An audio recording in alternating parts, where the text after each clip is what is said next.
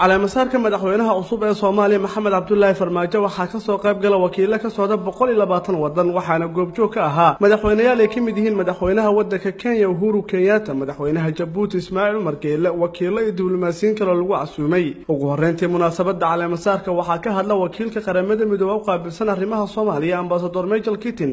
isagoo xuseen ay jiraan howlo adag oo xilligan hor yaala madaxweynaha Soomaaliya Maxamed Cabdullaahi Farmaajo qaybsamaha midowga Yurub ee bariga Afrika Ambassador Andros oo ka hadla cala masaarka madaxweyne Maxamed Cabdullaahi ayaa hoosta ka xariiqay culeysada xilligan hor yaala madaxweynuhu ay ka mid tahay abaaraha dadku xilligan u dhimanayaan meelaha qaar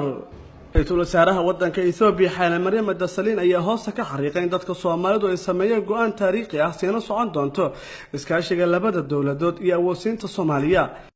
Of Somalia have made history and set a great example to countries in conflict and countries emerging out of conflict.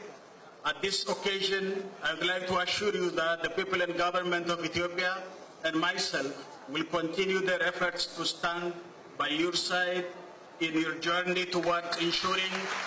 lasting peace and stability and the nation building. madaxweynaha wadanka Kenya Uhuru Kenyatta ka hadla cala masaarka madaxweynaha cusub ee Soomaaliya ayaa sheegay in dawladaha Soomaaliya Kenya ka dhaxay xiriir wanaagsan dawladdiisuna si dhow ula shaqeyn doonto dawladda cusub ee Soomaaliya hogaamiye madaxweyne Maxamed Cabdullaahi Farmaajo. The successful conduct of your elections, you have made our region, the continent of Africa, and those that cherish peaceful transition of power across the world very proud. madaxweynaha wadanka Djibouti Ismaaciil Umar Geele ayaa sheegay in dadka Soomaalidu ay si gaar ah u soo dhaweeyeen madaxweynaha cusub ee Soomaaliya Maxamed Cabdullaahi Farmaajo waxa uu soo ugu yeeray waxa gaarka ka filayaan inuu qabto 4 sano xilka uu hayo. waxa aan leenahay dadweynaha Soomaaliyeed maanta wuxuu kugu soo dhaweeyay si gaar ah ayuu kugu soo dhaweeyay waxba nooga muuqda waxaas yani kalgacalka iyo soo dhaweynta gaarka ee magaalo walba dalka gudihiisa iyo dibadaba aan ka maqlayno waxa ay u farayaan baa jira adiguna message-ka inaad fahamtay baan yaan rajaynaynaa madaxweynaha cusub ee Soomaaliya Maxamed Cabdullaahi Farmaajo garba taagnaayeen madaxweynaashii hore Soomaaliya Xasan Sheekh Maxamuud iyo Sheekh Shariif Sheekh Axmed ayaa mar kale ku celiyay taageerada uga baahan shacabka Soomaalidu inay garab istaagaan dawladdiisa 4 sano soo socoto. sidaas darteed waxaan si toos ah uga codsanayaa shacabka Soomaaliyeed inay igala shaqeeyaan sidii aan u xalin lahayn dhibaatooyinka aasaasiga ah ee noogu daran 4 sano ay soo socota kuwaasi haddii aan wax qabanno kuwa kalena dawladaha naga dambeeya ayaa dhamaystir doona insha Allah laakiin dawladeenna halkan anigu aan hoggaanka hadda ka ahay waxaan ballan qaadayaa